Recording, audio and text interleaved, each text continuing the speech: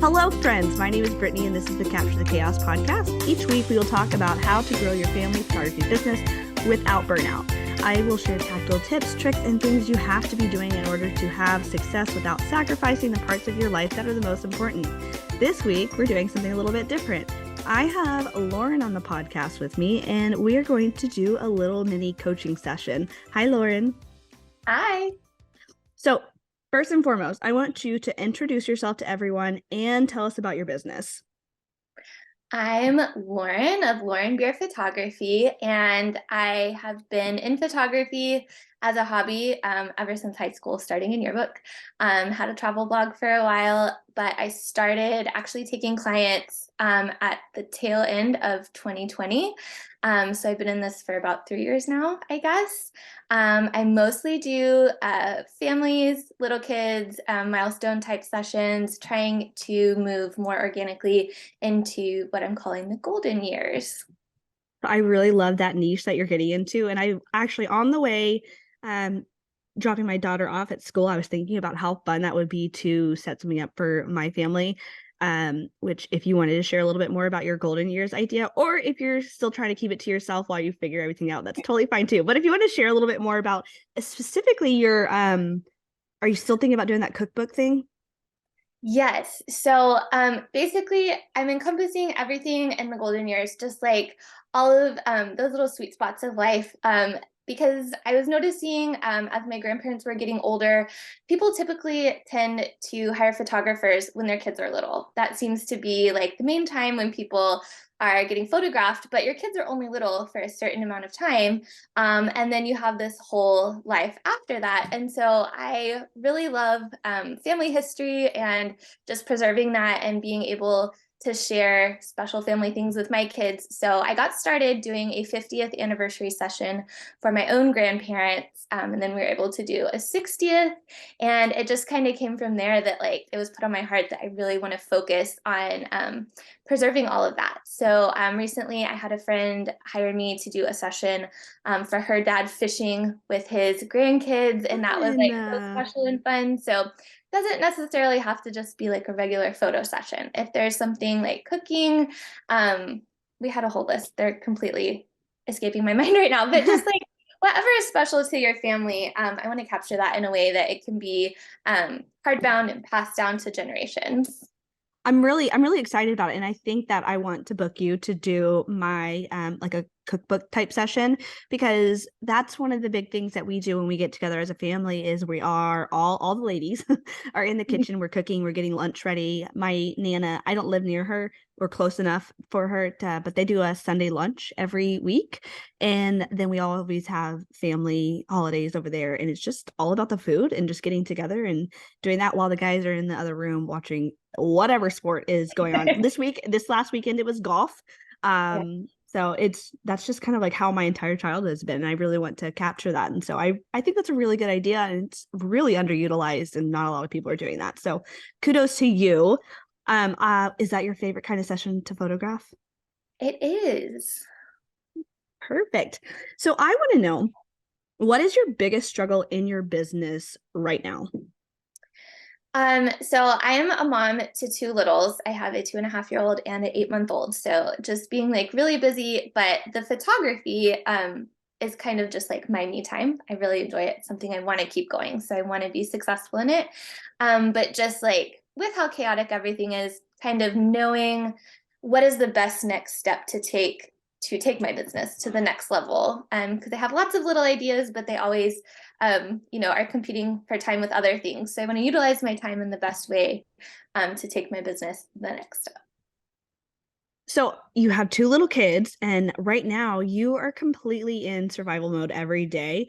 I don't know if you even realize how much in survival mode you're in right now, because I remember back whenever my kids were that little, I didn't even know how hard it was until things started getting easier. So I just want to give you kudos to waking up every day or every week or however often you're able to focus on photography and doing this in a time where your life is pure chaos right now. And I know you get nap trapped in the car a lot. So I just want to acknowledge that things are hard right now for you, and they aren't always going to be this hard. So Fingers crossed. I know, seriously, like good. I guess it could stay hard. Who knows? But hopefully not. Usually it doesn't stay that hard. Yeah. But I do want to ask you, just for some background information for myself, do you have any specific time during your week that you know you can dedicate to working on your business, or is it just kind of like work when you can?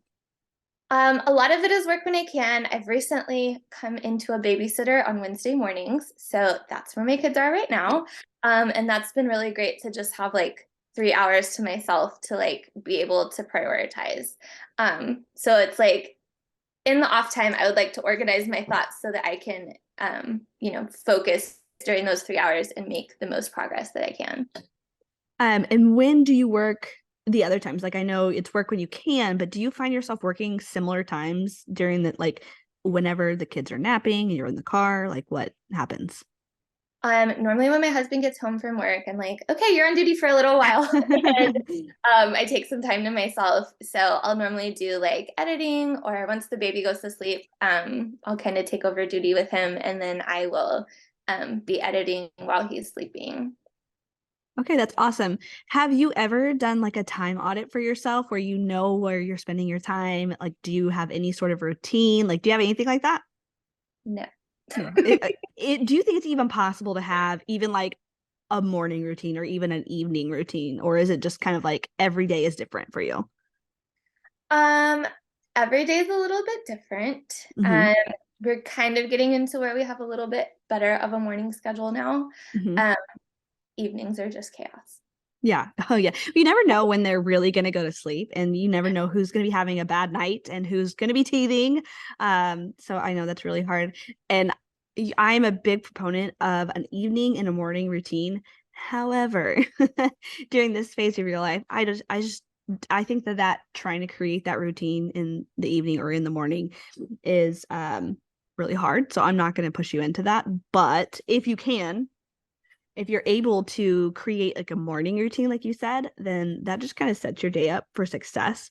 Um, Anyways, that's not what we were talking about. I just wanted to kind of like let you feel seen and understand that, that's just how your life is. And we understand that.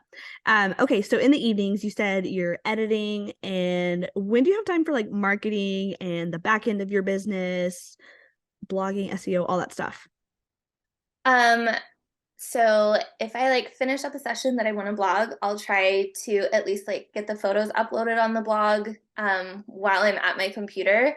Struggling a bit with the words, but I'm working on streamlining that process so that it's not like I have the ideas, but like getting it out into long format. Yeah. It's sometimes the struggle with that. No, I totally understand that.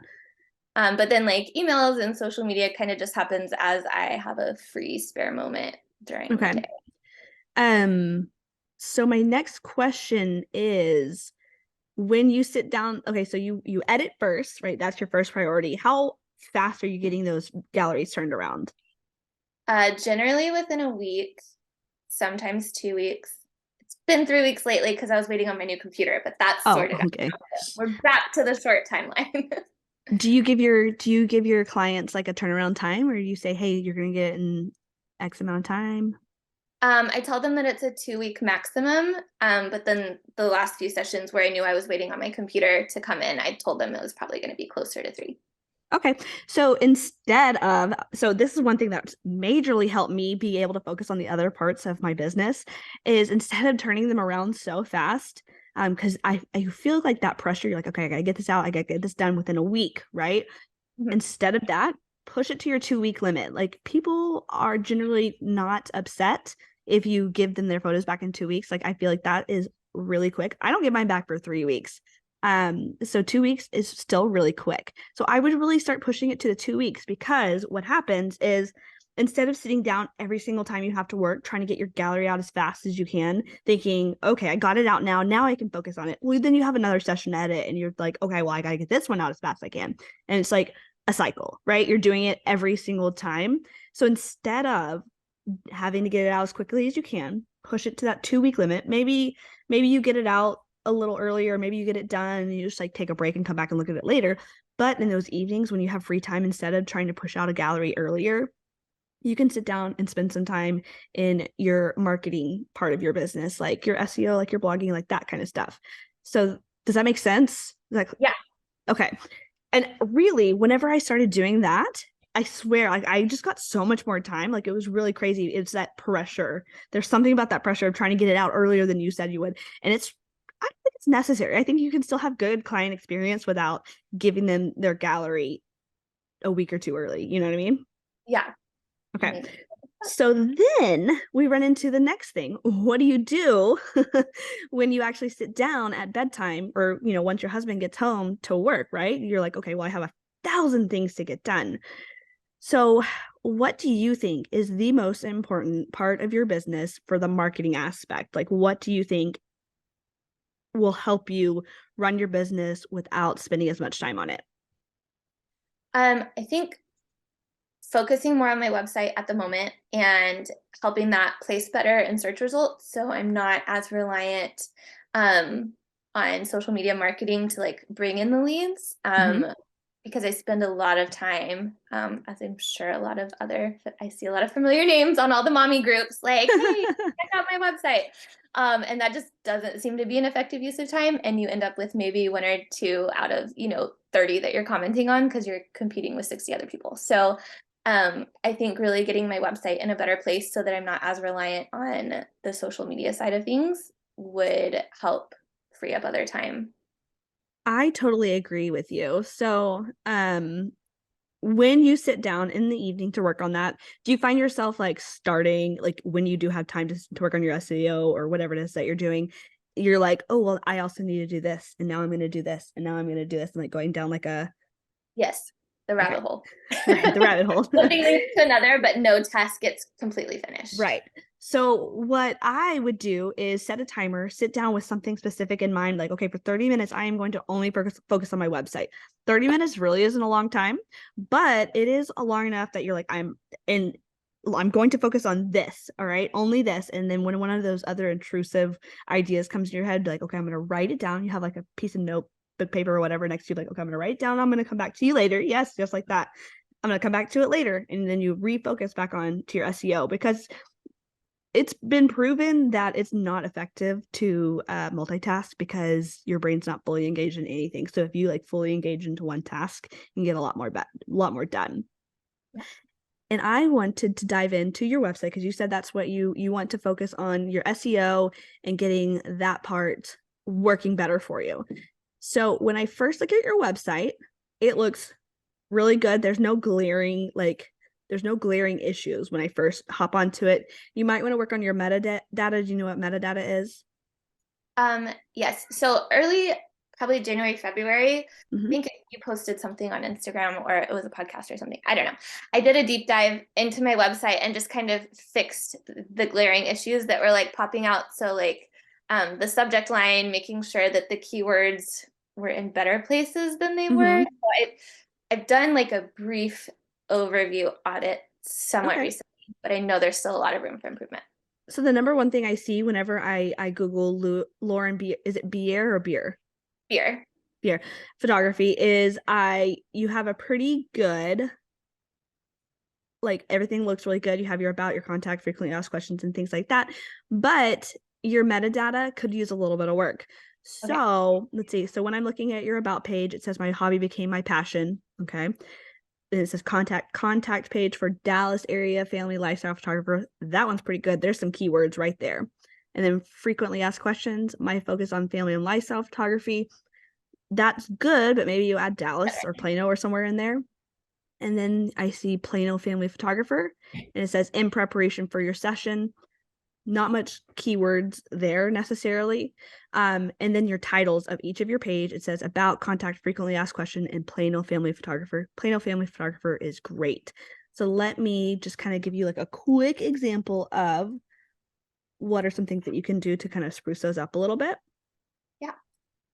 Okay. So you could do about Lauren, add your name in there and then say something to the effect, I am a family and whatever lifestyle photographer based in whatever area you're based in. And then let's see, your session pages, we're already pretty good. Just make sure, what did I say? You need to add a location in there, right? Okay. So yeah, just adding some of those extra keywords in there. And then also your title could say, let me go back to see what you said. Contact Lauren, Plano photographer.